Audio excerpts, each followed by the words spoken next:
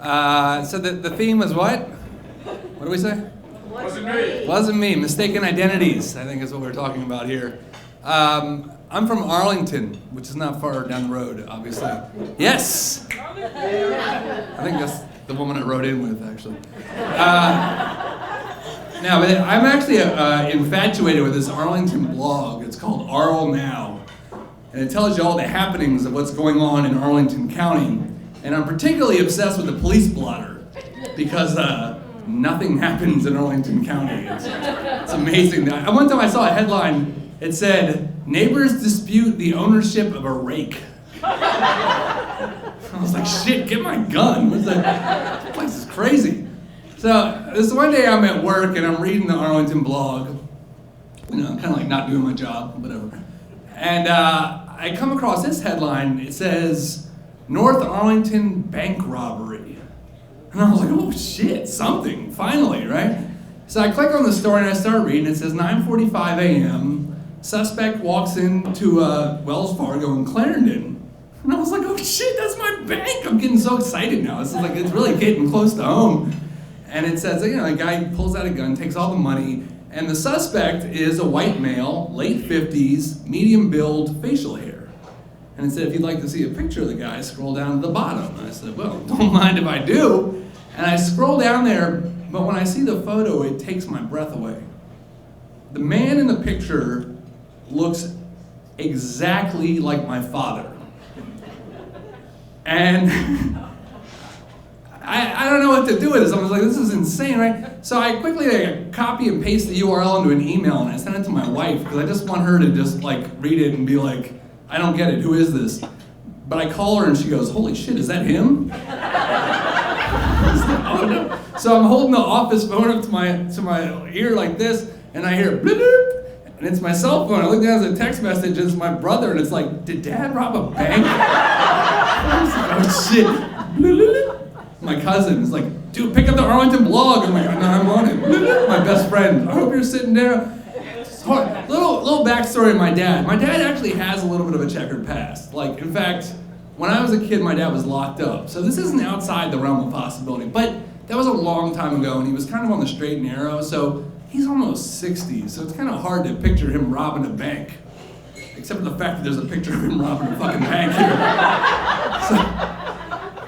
So not real sure what to do with all this information, so I'm trying to figure out. So I go to my guys' night, and that night, and every Tuesday I go to Buffalo Wild Wings with my friends because it's Arlington.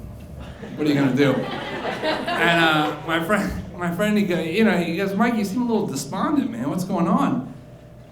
And I said, well, I was reading the Arlington blog, and I think my old man may have robbed a bank. And all of a sudden I hear a voice say, is this on or off the record? And I went, what? Who in the world? And I look over and I saw my friend Jay. And what can I tell you about my friend? My friend Jay, he's known he has an extensive sneaker collection, which is awesome.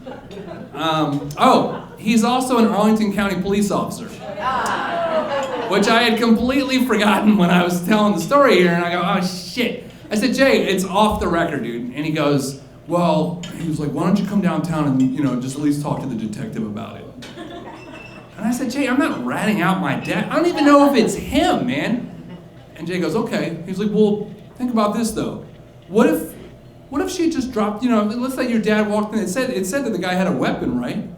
Well, what if he got boxed in and he had to shoot somebody, to get out? And it was just some woman that dropped off 2 kids on her way to school, He's like, what would happen then? I was like, yeah, but that didn't happen. I was like, that's insane. That sounds like the movie Heat. Like, this is not the same thing. And I got very upset and I walked out because I was kind of looking for support. I'm not looking to be like an accessory after the fact. I was going to walk. So I went home that night. I got no sleep, and I went to work the next day, and my head's swimming, and all of a sudden I get a phone call at my office, and I pick it up, and it's Jay again. And he says, Mike, there was a bank robbery. And I said, yeah, I know, Jay. I told you that last night at B-Dubs, remember? And he goes, no. He's like, there was another bank robbery this morning. Same suspect. We're not releasing images this time, though. I want you to come downtown and take a look at some pictures. And I gotta world of things going through my mind now. Now I'm thinking about like, yeah, maybe he's right. Like, what if he does shoot somebody? I was like, I didn't think my old man would be capable of doing that, but at the same time, I didn't think like 3 days ago that he could have robbed 2 banks either. So maybe he could do it. I don't know, you know. But at the same time, I was also thinking like, go downtown and look at some pictures. That's kind of cool. I was like, let's scratch that off the bucket list. That'd be kind of neat, man. So I did go down there, not for any of those reasons. I needed to know. I don't know. So I went down to I went down there, and it was just like you see in the movies. Like it was like this kind of back room. It was dark, and it was just a table with a light hanging over it. And there were 4 guys in there. 2 of them were detectives, and 2 of them were cops. And one detective with a mustache, he comes up to me and he goes, "Hey, you the guy's kid?" And I said, "Well, no. I mean, we don't know. That's why I'm here, right? We don't. I'm not copping to anything." And he was like, "Oh, slow down." He goes, "Hey, Barnes, it's the guy's kid." And I was like, "No, Barnes, it's not the fuck. I don't know." So Barnes and the 2 cops walk in, and it was just me and this guy with this big mustache. And he takes me over to the table and he pulls out this folder and he's got like 8 pictures they were like still frames from the security footage, you know. And he takes a look and he goes, he said, "Now I want you to take your time, take a look here." He says, "Any of those your dad?" So I said, take a look, and I was like, I don't know. And I didn't know, because you know how security footage sometimes, like you can't even tell like where you're looking, much less like what you're looking. It honestly looked like those Bigfoot pictures, you know, like where it's all blurry in the background. But one of them, I saw it, and I was like, God, it really does look like him. But I didn't want to say anything, and I didn't know. And, you know, other little piece of background. Me and my old man just don't talk a lot. You know, we've had some falling outs and stuff. And I decided, though, that night I was going to go back to his apartment. I'm going to go talk to him about it. And when we hadn't talked about 2 years, and I pulled over. And I'm driving there, and I don't really know what I'm thinking I'm going to find if I go over there. I don't know if it's going to be like bags of monies with dollar signs on them, like stuff underneath the couch. Or he like suddenly has an original Van Gogh up on the wall or something. But I went over there and I walked in his apartment and we sat down and we talked. We had a very surface conversation. Nothing really was said, but I looked him dead in his eyes and I knew somehow or another I was like, there's no way that this could have possibly happened. And I left. And as I was driving away, I got a phone call from the cops. And it was that detective, and he says, "Hey, I want to let you know we just caught the suspect. It wasn't your dad." And I said, "Yeah, I know that." And I went home and I logged onto the Arlington blog and I saw that there was this big update about that neighborly dispute over a rake. Thanks.